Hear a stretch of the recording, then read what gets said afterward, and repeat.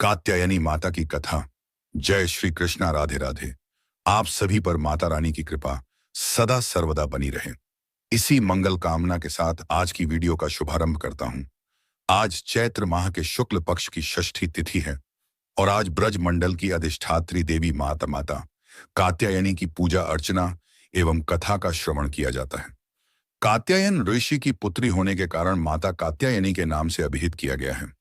देवी भागवत पुराण के अनुसार नवरात्रि के छठे दिन जो साधक माता कात्यायनी की पूजा करते समय अपना सर्वस्व समर्पित करते हैं, उन्हें माता दिव्य दर्शन देती हैं और माता की कृपा से उन्हें अर्थ, धर्म, काम, मोक्ष इन चारों फलों की प्राप्ति होती है। जब तक वे जीवित रहते हैं, मृत्युलोक में भी उन्हें स्वर्गलोक के अलौकिक सुखों की प्राप्ति होती है। पूर्ण भक्ति और निष्ठा भाव से जो भक्तगण माता की पूजा करते हैं और माता कात्यायनी की कथाओं को सुनते या पढ़ते हैं, उनके जीवन से शोक, संताप, भय, निर्धनता सदा के लिए दूर हो जाते हैं और वे जन्म जन्मांतर के पापों से मुक्त हो जाते हैं। इनकी कृपा से सारे कार्य पूरे हो जाते हैं।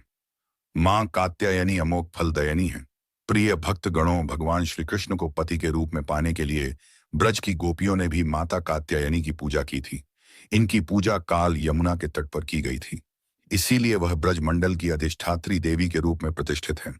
नवरात्रि के छठे दिन साधक अपने षष्टम चक्र, जिसे अजना चक्र कहते हैं, उस पर ध्यान केंद्रित करते हैं। माता का स्वरूप अत्यंत ही भव्य और दिव्य है, जो स्वर्ण के समान चमकीली और ज्योतिर्मय है। इनकी चार भुजाएं हैं। दाएं तरफ का ऊपर वाला हाथ वह मुद्रा में है। मां के बाएं तरफ के ऊपर वाले हाथ में तलवार है और नीचे वाले हाथ में कमल का पुष्प सुशोभित है। इनका वाहन सिंह है। इनकी भक्ति से वैवाहिक जीवन सुखमय हो जाता है और स्त्रियों को सदा सुहागन रहने का वरदान प्राप्त होता है। प्रिय भक्तगणों, त्याग की प्रतीक माता के इस रूप के दर्शन करेंगे हम माता कात्यायनी की कथा में, क्योंकि इस रूप को धारण करने हेतु माता पार्वती को अपने स्वामी महादेव एवं अपने दोनों पुत्रों कुमार कार्तिकेय और श्री गणेश से दूर होना पड़ा था।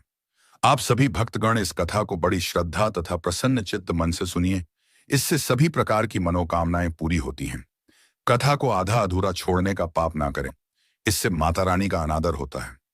तो आइए माता रानी का ध्यान करते हुए कथा का श्रवण करते हैं। भक्तगणों, यह उस समय की घटना है जब संसार पर एक महा अत्याचारी महिषासुर का आतंक था। यह कथा इस प्रकार से है।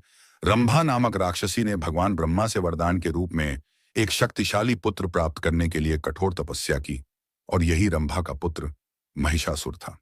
महिषासुर भैंसे से लेकर मानव तक किसी भी जानवर का रूप बदलने की क्षमता रखता था। इसी प्रकार एक बार महिषासुर ने भी भगवान ब्रह्मा को प्रसन्न करने के लिए कठोर तपस्या शुरू कर दी। जब अंततः भगवान ब्रह्मा प्रकट हुए तो महिषासुर ने अमरता का वरदान मांगा। भगवान ब्रह्मा ने यह कहते हुए इनकार कर दिया कि उनके पास ऐसा वरदान देने का अधिकार नहीं है, क्योंकि यह सृष्टि के नियमों के विरुद्ध है। अब तुम दूसरा कोई वरदान मांग सकते हो। इस पर महिषासुर ने अमरता प्राप्त करने का एक दूसरा तरीका खोजा। उसने भगवान ब्रह्मा से यह वरदान मांगा कि उसकी मृत्यु एक स्त्री के हाथों ही हो। प्रिय भक्तगणों, महिषासुर सोचता था कि स्त्री एक अबला और कमजोर है। उसके पास इतनी शक्ति कहां से आएगी कि वह उसका वध कर सके। इसलिए उसने ब्रह्मा जी से ऐसा वरदान मांग लिया और ब्रह्मा जी ने भी उसे तथास्तु कहकर वरदान दे दिया। अब ब्रह्मा जी से वरदान प्राप्त करने के बाद महिषासुर निरंकुश हो गया। उसका अत्याचार और भी बढ़ गया। उसने समस्त देवताओं पर आक्रमण कर दिया और भगवान इंद्र से उनका सिंहासन छीन लिया। इंद्रलोक पर उसने अपना अधिकार जमा लिया।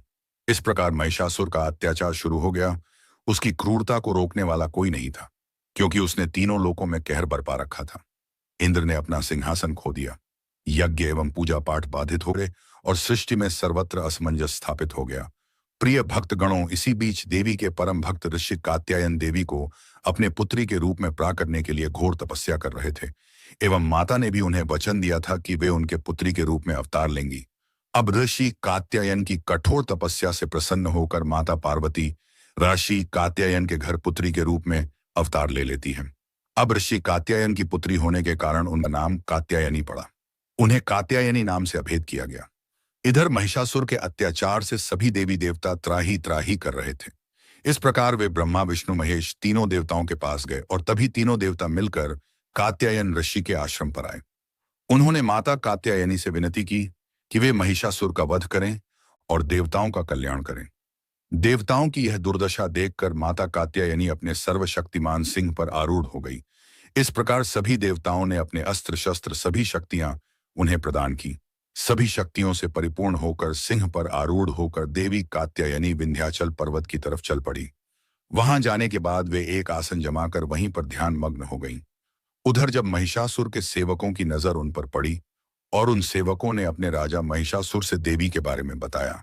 अपने सेव से द्वारा माता रानी के रूप की प्रशंसा सुनकर महिषासुर ने अपने सेवकों को पुनः माता रानी के पास भेजा, उनसे विवाह प्रस्ताव स्वीकार करने के लिए।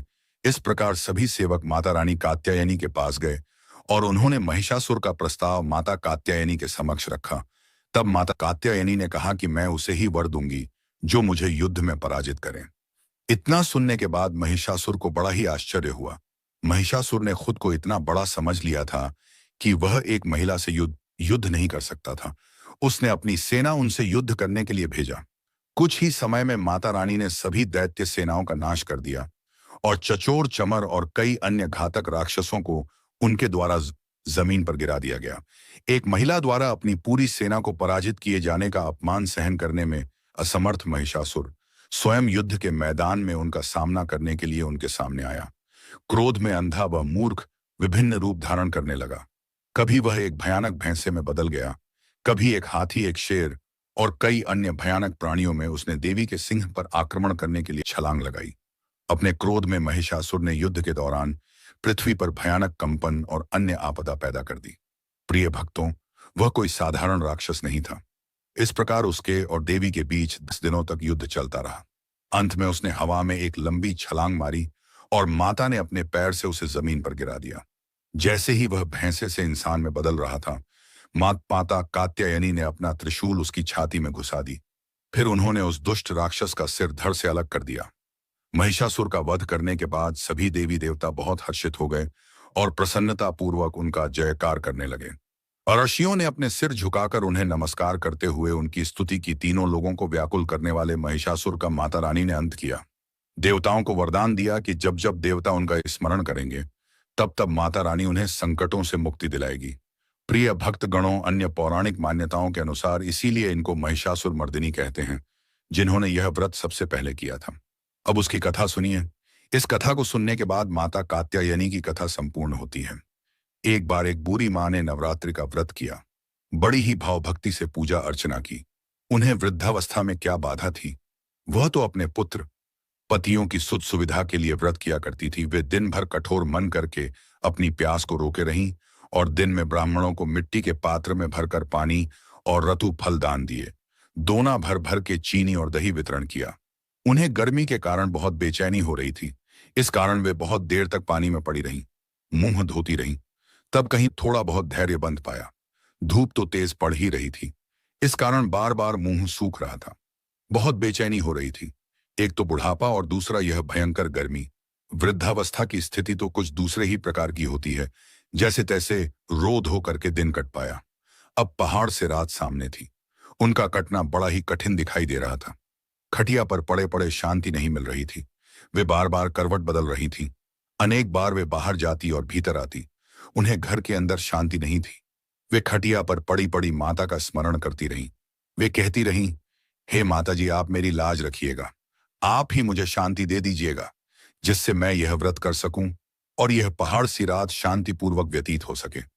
प्यास के कारण बूढ़ी मां की बेचैनी तो बढ़ ही रही थी। उन्होंने धैर्य रखने का बहुत प्रयास किया, किंतु सहनशीलता की सीमा टूट गई और वे घबराकर एकदम चिल्ला उठी। बोली, बचाओ बचाओ। अम्मा का चिल्लाना सुनकर परिवार भर के नर नारी, बच्चे और पड़ोसी एकत्रित होकर बूढ़ी अम्मा के खटिया के समीप पहुंच गए। सबने पूछा, अम्मा आपको क्या हुआ? आप क्यों चिल्ला रही हैं? आप इस अवस्था में यह कठिन व्रत क्यों कर रही हैं? लोगों ने कहा, अम्मा जी, शक्ति से ही भक्ति होती है। थोड़ी ही देर में वे फिर से बोली, अरे मेरे प्राण निकले ही जा रहे हैं। मेरी छाती पर ठंडे पानी का घड़ा रख दो। तब नातिया ने दादी की छाती पर ठंडे पानी का पात्र रख दिया। तब उन्हें कहीं थोड़ा बहुत आराम मिला और थोड़ी देर के लिए उन्होंने अपनी आंखें बंद कर लीं। अब माता ने सोचा, यह बूढ़ी अम्मा है तो बहुत कठोर है, जरा जाकर उसकी परीक्षा लेनी चाहिए। वे आधी रात को मुर्गा बनकर टेर लगाने लगी। मुर्गा की आवाज सुनकर दादी जल्दी से उठी और बाहर जाकर आसमान की ओर देखा, किंतु आसमान में कहीं उन्हें प्रातःकालीन तारा नजर नहीं आया। वे सोचने लगी, यह मुर्गा क्यों और कैसे बोल गया? उन्हें प्यास तो लग ही रही थी, थोड़ा बहुत उनका मन भी विचलित हो गया था। अंत में उन्होंने दृढ़ निश्चय कर लिया कि मैं अब व्रत को पूर्ण करके ही छोड़ूंगी, चाहे भले ही मेरे प्राण क्यों ना निकल जाए। यह सोचकर फिर वे खटिया पर शिथिल होकर लेट गईं। थोड़ी देर में माता ने उनकी फिर से परीक्षा लेनी चाहिए। एक छोटी सी बालिका एक गिलास में शरबत लेकर उनके सिरहाने आकर खड़ी हो गई और जोर से बोली, दादी जी, सवेरा हो गया है, आप हाथ मुंह धोकर शरबत पी लीजिए। पहले तो शरबत का गिलास देखकर उनका मन मचल उठा, किंतु अचानक व्रत का स्मरण हो आया और उन्होंने सोचा कि मैं किसी भी प्रकार से अभी शरबत नहीं पी सकती हूँ, और वे शांतिपूर्वक अपनी खटिया पर लेट गईं। फिर थोड़ी ही देर में उन्हें ऐसा लगा जैसे किसी ने उन्हें पानी के कुएं में पलटा दिया हो। वे बड़ी देर तक हाथ पैर चलाती रही, किंतु उन्होंने अपने मुंह में एक बूंद भी पानी जाने नहीं दिया। वे दृढ़तापूर्वक अपना व्रत पालन करती रहीं। थोड़ी देर में ना जाने कहां से सामने आग जलने लगी, जिससे भारी गर्मी बढ़ने लगी। कुलता के कारण प्राण निकलने लगे, किंतु बूढ़ी अम्मा का कुछ भी नहीं बिगड़ पाया। वे जहां की तहां मुस्कुराती हुई बैठी रहीं। थोड़ी ही देर में बाहर प्रकाश दिखाई देने लगा। ऐसा लगा जैसे सवेरा हो गया हो। बूढ़ी अम्मा ने जब बाहर निकलकर देखा तो समझ गई कि अभी सवेरा होने में 3 घंटे की देरी है। यह जानकर वे शांतिपूर्वक इधर उधर घूमने लगी। फिर माता यह बात अच्छी तरह से समझ गई कि यह बूढ़ी अम्मा किसी भी प्रकार से अपने व्रत से नहीं टल सकती हैं। वे उनके सतव्रत को अच्छी तरह से समझ गईं। अब सवेरा होते ही बूढ़ी माता ने स्नान किया, भगवान का पूजा पाठ किया, कथा सुनी, ब्राह्मणों को दक्षिणा देकर भोजन कराया। तब कहीं उन्होंने व्रत